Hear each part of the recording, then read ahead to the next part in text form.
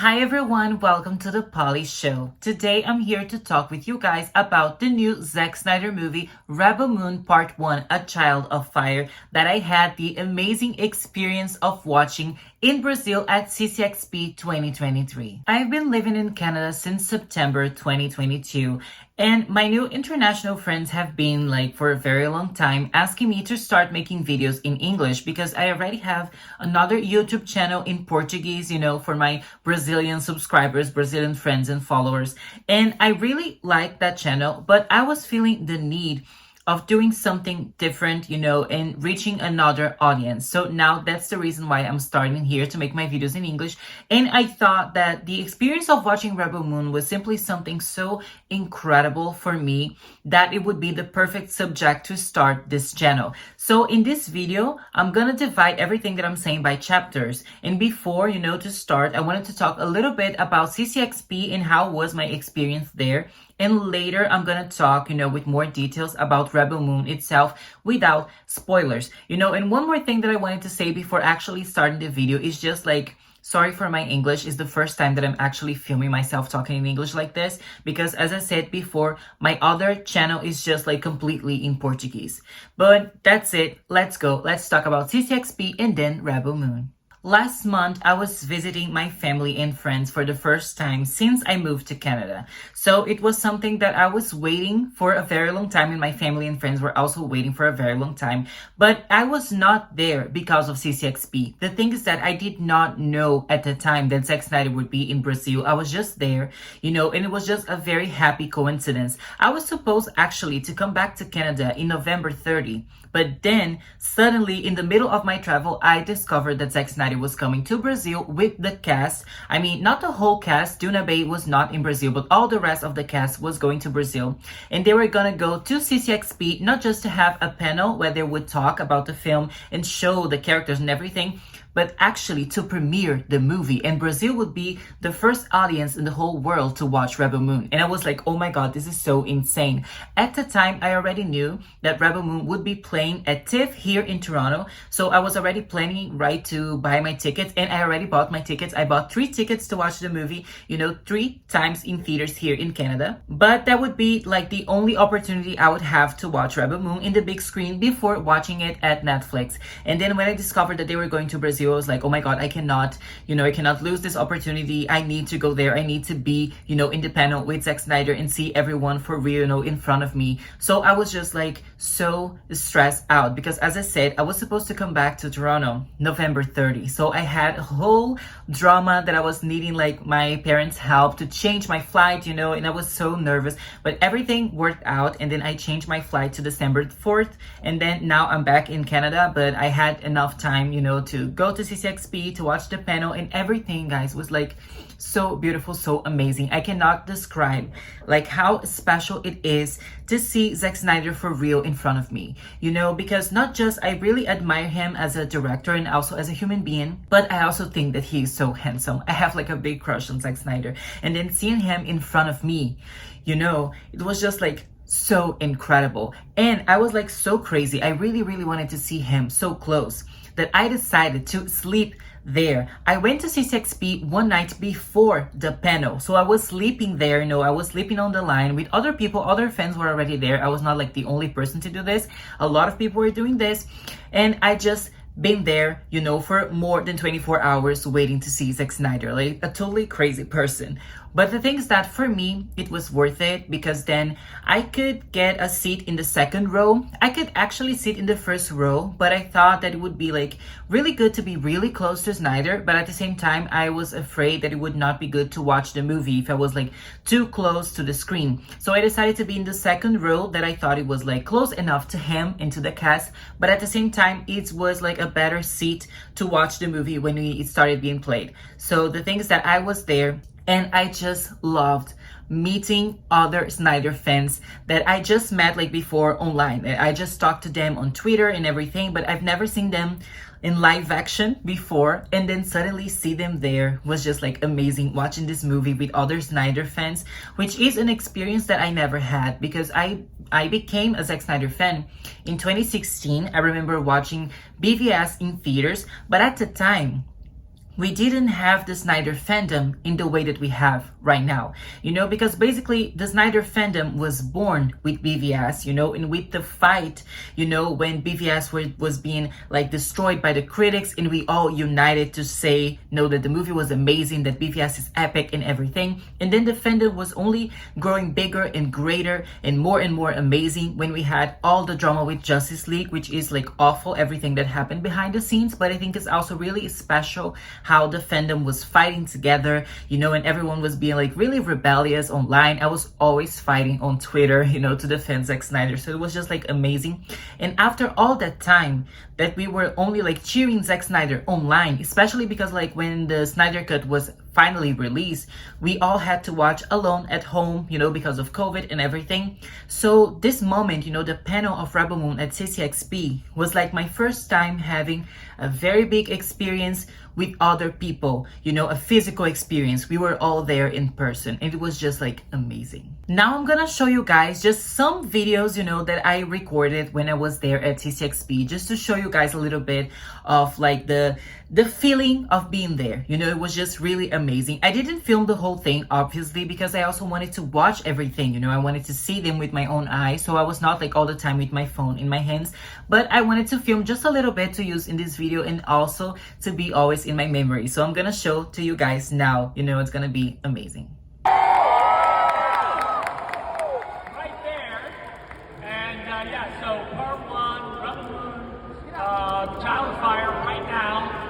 Well, we'll talk for a second first, and then please hit. But we promise not to talk too much. Maybe a little bit. A little bit.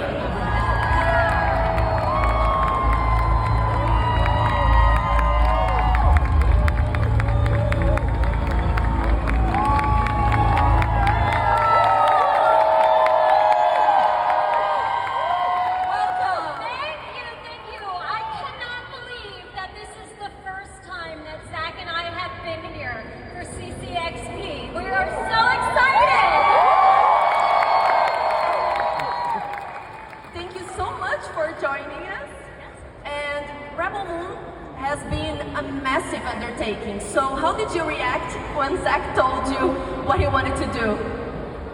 Well, it's been really years in the making. We've had many conversations about making this film. And when you go and do something that's original, that's an original IP, there's so much work to do to create the world. So every costume, every character, every creature had to be created.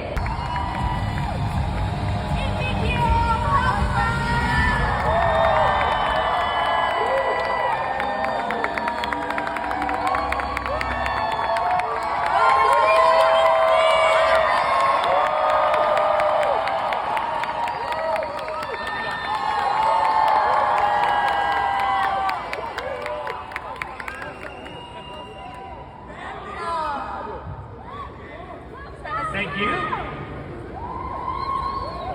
How are these guys, right? Yeah.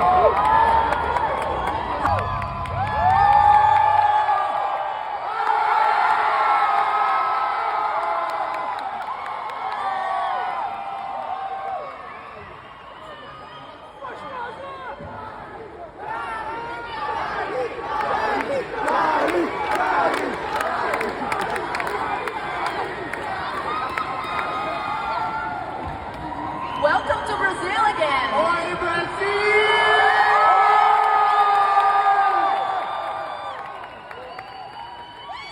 How excited are you? Nice to see you again. Nice to see you I again. saw you 6 years ago. Yes. Right? And we drank cachaça. Yes, we did.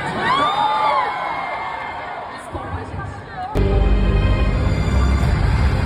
Recebam Staz Nair!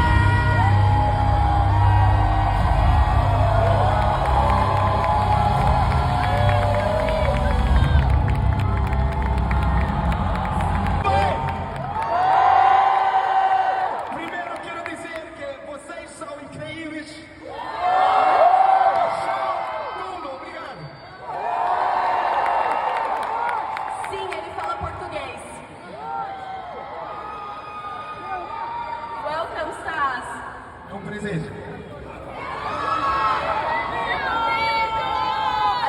just for a second. Você fala português? Claro que falo português. Minha mulher é portuguesa e quando tens amor tudo é possível, né? So what do you have here? Well, sadly, Doona, who plays the wonderful nemesis from Daggers, couldn't be with us, so I decided to steal it for a day. I hope it's not expensive.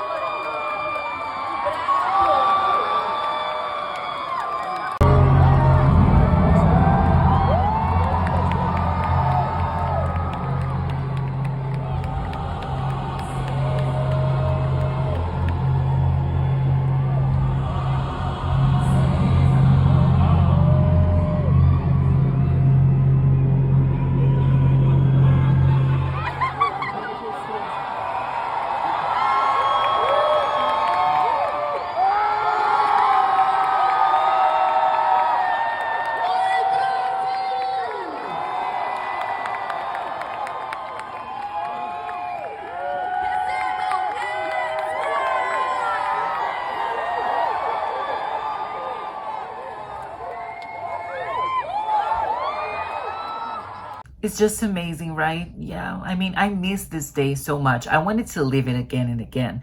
But that's it. Now that I already talked about CCXP and I already showed you guys some videos of it, it's time to talk about Rebel Moon without spoilers. So let's talk about the story of Rebel Moon. We already know that this movie is inspired by Akira Kurosawa's Seven Samurai, and in fact the story is kind of similar. Basically, we're gonna have this peaceful village that basically there's gonna come like people with power, which in this case is the model world. You know that they're gonna go to this village of Veldt and they will demand something that is very like horrible, and they're very violent and very aggressive. So these villagers, they feel hopeless, and then someone is gonna start a journey to find, you know, people who will fight for these villagers. So the same thing that happened in Seven Samurai is gonna happen here. Basically, we are gonna have Kora, our protagonist, traveling around the galaxy to find these rebels, you know, that will fight for Veldt. This is the basic story of both parts of Rebel Moon, you know, part 1, A Child of Fire, and part 2, The Scargiver. This is not the first time that Zack Snyder releases a movie that is kind of inspired by Seven Samurai. We already had a little bit of inspiration in his Zack Snyder's Justice League, but here everything is more like clear, more obvious, because basically this movie is Seven Samurai in space.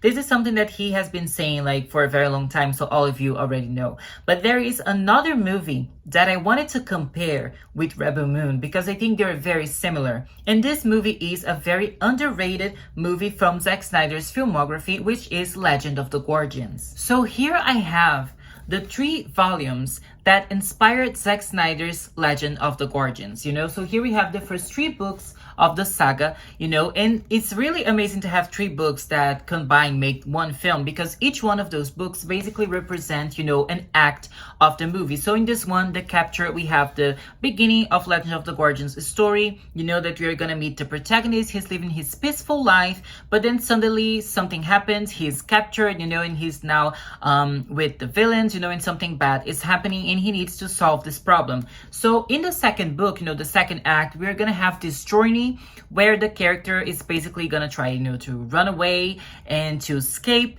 and then they're gonna meet another people, you know, new people that are gonna help them to fight with the villains and resolve, you know, this conflict. And then we have the number 3, which is, you know, the big fight. It's not obviously the end of the story, because this saga here has like, I think 10 or 12 books, something like really big. But those 3 books, basically, they are the ones that inspired Zack Snyder's movie. And I think that the 3-act structure of Rebel Moon, A Child of Fire, is very, you know, basically similar to this. So basically my comparison is the first act of the film is just like this moment here, you know, we're gonna meet Kora in peace. She's living in Veldt. I think this first act is the one that has the best pace of the whole movie, because it's a little bit slower, so we can understand better, you know, how everything works in Veldt. And we meet the villagers, a lot of the people who live there. So we meet Kora, we meet Gunnar, and it's really, really amazing, you know, this moment, until the mother world comes to Veldt and they will demand something. And then we're gonna go to the second act, which is the journey, you know, and Kora, she's gonna travel through the galaxy to meet all the rebels who will help her to fight for Veldt. So here is the moment that we are gonna meet Titus, Skrein, Nemesis, Tarak, you know, the Bloodaxes, Milius, everyone. This is gonna happen in the second act. And after that, we're gonna have, you know, this third act, which is kind of a climax, you know, and I was really happy that this movie had a climax. I was really scared that Rebel Moon Part 1 could be a little bit like Dune Part 1, because I think Dune has a very anticlimactic ending, because we know that it's a big story that was split in half. But even though the same thing is happening here with Rebel Moon, I have to say that Zack Snyder, he managed to have, you know, a climax in the end of the movie. So we have a moment that we see all these rebels fighting together for the first time before the big battle, you know, in Veldt that's only going to happen in the second movie. So the thing is, the reason why I decided to show you guys these 3 books and to say that it's similar is because I think that Legend of the Guardians is a movie that I like a lot. But one of the criticisms that I have regards this movie is that everything's happened so fast. So in the same way that we have a very long journey happening in one movie and everything is fast, I feel the same things happens with Rebel Moon, A Child of Fire. And I feel that this is something that some of the fans will not enjoy a lot. I believe that when we actually have available the extended cut, you know, the R-rated cut, this is going to be a little bit better. I think the movie will be better paced. But in this PG-13 version, you know, the family-friendly version, I have to say that it's very similar to Legend of the Guardians. So things happens like really, really, really fast. Another similarity that Rebel Moon has with Legend of the Guardians is the fact that the story is very objective and linear, you know, and I would say it's not just similar to Legend of the Guardians, but also to Army of the Dead and Zack Snyder's Justice League. But before watching Rebel Moon, I was thinking that the movie would probably be a little bit more similar to Watchmen and Man of Steel, which are movies that we are always going back and forth. You know, we are not seeing everything happening in the present. We always have a lot of flashbacks and flash forwards, and everything is happening like in different places and in different moments of time. In Man of Steel, for example, we start in Krypton and then suddenly we go to Earth and Clark is already an adult, you know, and then he's saving people. But then something happens and then we see a flashback from his childhood, you know, when he's having like all that anxiety attack at school, and then suddenly he's an adult again. And then suddenly we see his childhood again. And the movie is always going back and forth. And I thought that Rebel Moon would be like that, because this is a kind of narrative that I personally like a lot. but Rebel Moon is more, as I said, objective and linear. You know, I think this movie tries to be the most accessible that it can be so that the general audience can understand everything that is happening. So this movie is not always going back and forth on time, you know, the movie is always in the present. And obviously there are some flashbacks in the movie, but I thought that it was interesting the way that these flashbacks happen here, because basically what happens is a character is telling a story about their own past. So try to think about the history lesson in Zack Snyder's Justice League when Wonder Woman is telling the story of access, you know, to Batman. And she tells all the story of the mother boxes and everything. So we have a voiceover of a character in the present telling a story about the past, and then the images of the past are appearing on screen.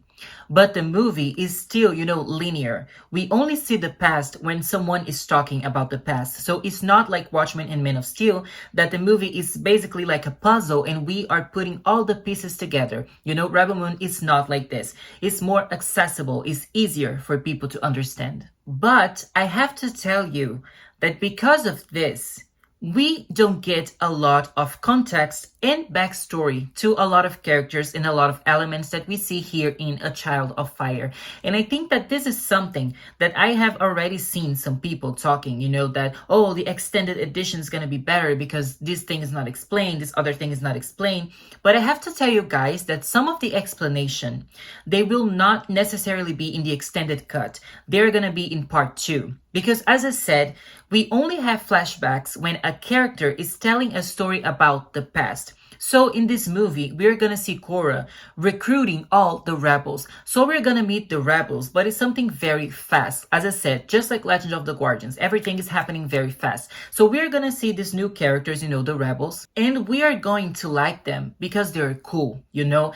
The actors, they don't have a lot of screen time, but they have a lot of screen presence, you know. They have that attitude, they're a badass, you know, and they're all living in different planets, you know, and dealing with different conflicts and different things that are happening. So everything is always like very interesting when we meet them, but we meet them in a very fast way. So, you know, in a very fast pace. So we don't have time for them to stop and talk and tell their story, you know, and tell their past to us, you know, and to Kora. So they have some conversations, you know, they give a little bit of context of why they hate the model world, why they would help Kora in the fight, but we don't have all their backstory. And this is not because those scenes were cut for, you know, the PG-13 version.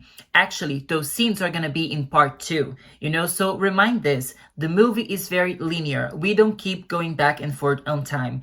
We only see the past when the characters talk about their past. So it would be basically impossible to meet all the rebels and also to watch all their backstory in one movie, because this movie is only 2 hours. So Zack Snyder basically divided like this. Part 1, we meet the rebels.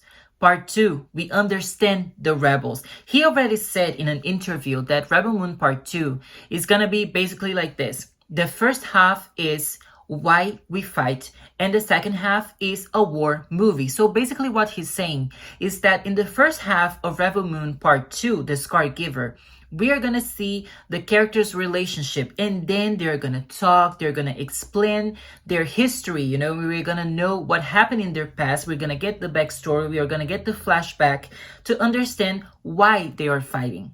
And after we understand that, we are gonna have the big war, the big fight to save Veldt. But I thought that it was important to say this here because I've been seeing some people saying that this movie is not well written, that the story is confused, that the characters, they don't have depth, and this is not true. The thing is that since the movie is divided, you know, the whole project is divided in 2 parts, Zack Snyder decided, you know, that the first part we would just meet the people, you know, meet the rebels, but in the second part is that we're actually gonna know all of their story. And now let's talk a little bit about the aesthetics of this film. I think that Rebel Moon is visually very similar to Man of Steel, Sucker Punch, and Army of the Dead.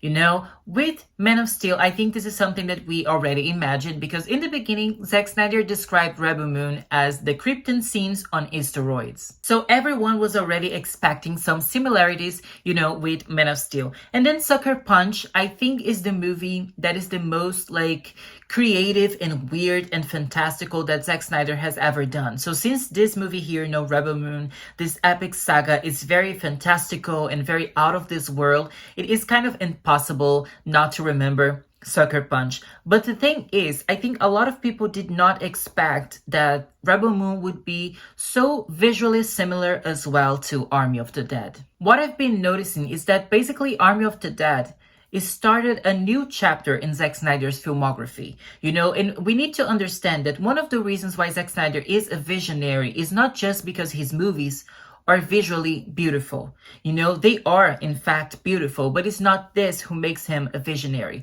What makes him a visionary is the fact that he's always experimenting and trying to create new things with technology, you know, and with the cameras and trying to film things and to show things and to tell stories in different visionary ways. So he's always trying new stuff. And he started trying new stuff with Army of the Dead. And we know that not everyone enjoyed the things that he was experimenting with in that movie. Like, for example, the very blurry scenes, you know, and the shallow focus and everything. Some of this is also here in Rebel Moon. But don't worry, it's not as exaggerated as it was in Army of the Dead. It's not that much blurry. No, it's not like Army of the Dead, but still, there is a little bit of blurriness. It is visually different from his past movies. It's not the same thing, you know. He's always changing, he's always experimenting. And this movie looks basically like no other movie, you know. It's a weird movie. And I think that being weird, it's something good, you know, being exotic, being like completely different to other films. This is something good. And this is why Zack Snyder is a visionary. If he was giving us a movie that looks like any other movie, he would not be a visionary. So basically here, what we're gonna have is that every time that we get to know a new place, you know, a new planet, a new environment, we are gonna get an establishing shot that's gonna be full of details. You know, we're gonna see all the details of the planet, of the location, of the environment. But after this location is set, it is established, Zack Snyder simply seems not to think that keep showing, you know, the details of the background is necessary. You know, he is more into the characters now. I think that in this new phase, this new chapter of his filmography, he's more interested in bringing to us a more intimate experience. We also know that now Zack Snyder, you know, many times he is filming the movie with the camera in his own hands, you know, in his shoulders. So he wants to be closer to the actors, closer to the action. So the movie feels a lot more intimate. So as I said, we have this establishing shots that we understand how the environment works.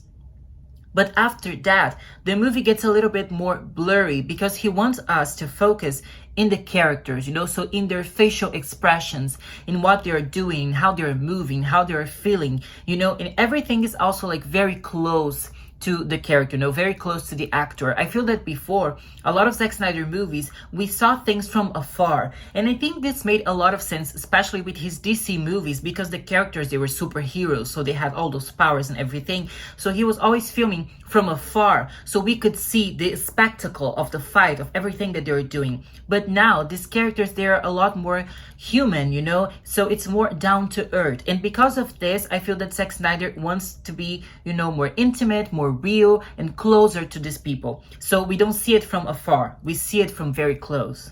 Now let's talk a little bit more about the action scenes.